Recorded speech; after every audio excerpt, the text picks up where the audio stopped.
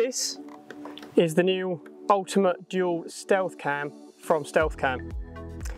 As the name suggests, it is a dual camera system.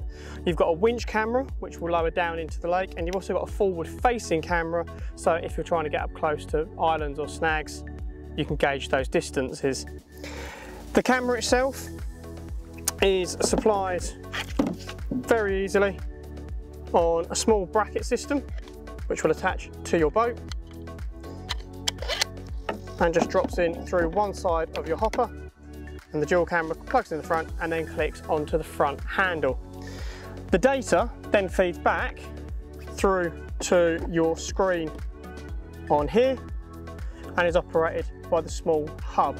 Now there is a single cam and a dual cam available, so the single cam will be just the downward facing and obviously the dual cam, you've got the front facing camera. Why do you want a camera for your boat? Well, quite simply, it's going to tell you what your echo sounder or your fish finder can't. If you're going to a lake that's quite popular, gets a lot of traffic, for example, you're going to a week in France and you're then fishing somewhere where they might say, oh, your known spot is 27 wraps, for example, you can actually use the camera to lower it down, physically see how much bait has been left by the person who was there before you.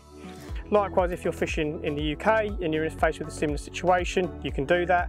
Or if you've woken up from having done a night and you feel you should have had a bite, how much bait have you got left out there? Have you been turned over? This camera lets you go out there and physically look at your spot. I don't personally use the camera to find my spots per se. I would rather use my echo, but once I've identified a spot I'm looking to fish, I will sometimes use the camera to check it.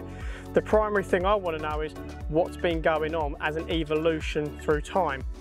So if I'm a little bit unsure of an area, or as I've already mentioned, I feel I may have been turned over, I've had a lot of activity in a swim, this is where the camera comes into its own. It's like physically being able to go out with an aquascope and identify and look at your spots to see what's been going on. Camera's very easy to operate. You've got a very small hub. You've got a joystick for your up and down. You can switch on the dual cam between the downward facing and the rear facing camera, and everything is micro USB-C rechargeable, except for the main camera, which is actually a mains plug. The screen and the hub itself all fit very conveniently when not in use inside the little storage case that's supplied. All you simply do is take your two aerials off the top, take your screen off of the mount, screen drops in there,